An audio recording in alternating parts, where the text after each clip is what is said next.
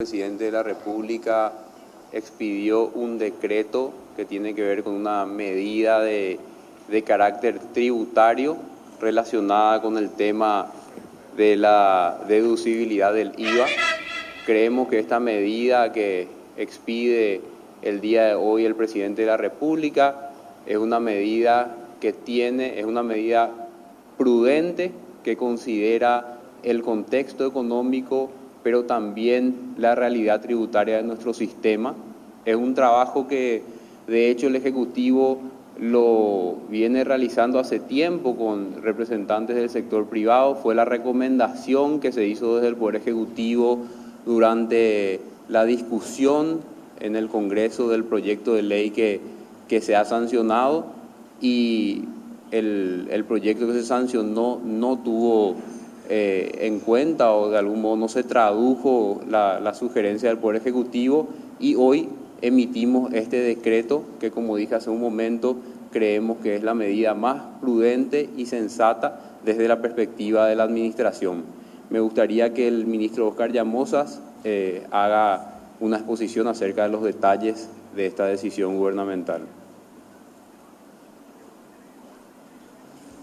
Bueno, muy buenos días a todos. Como menciona el jefe de gabinete del presidente de la República, dictó hoy un decreto por el cual específicamente se modifica un artículo del decreto que reglamenta la ley de modernización tributaria, relacionada específicamente a la posibilidad de deducir el IVA a los trabajadores independientes. En ese sentido, lo que se hace es incorporar algunas disposiciones adicionales, principalmente relacionadas a la deducción de alimentos que son erogados por estos trabajadores independientes, hasta un porcentaje del 30%, que, como se decía, es lo que se venía trabajando tanto con el sector privado como así también con el Congreso Nacional, y que finalmente se toma la decisión de que se pueda deducir el 100%. Con esto, como se menciona, nosotros creemos que encontramos un equilibrio entre las capacidades que pueda tener el fisco, o el impacto que pueda tener el fisco en materia de recaudación, y por otro lado también la posibilidad de seguir acompañando este proceso de recuperación económica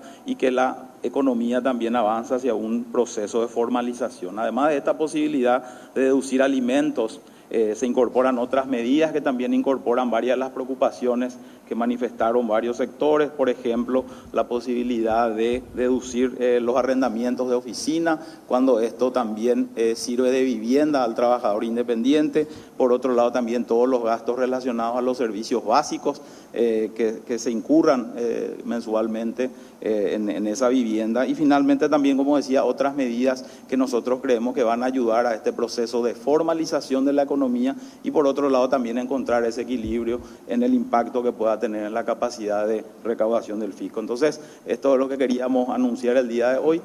Me gustaría también cederle la palabra a los representantes del sector privado. Esto es resultado, como se menciona, de una mesa de trabajo que ya viene incluso antes de la ley. Como ustedes saben, varias medidas tributarias se han dictado en estos últimos años, principalmente atendiendo a esta coyuntura económica compleja que viene atravesando el mundo y también del cual nuestro país no está exento, y dentro de esa lógica y esa dinámica de trabajo colaborativo con el sector privado es que seguimos tomando este tipo de disposiciones, buscando, como decía, la formalización de la economía y por otro lado también mitigar los impactos económicos de esta coyuntura compleja.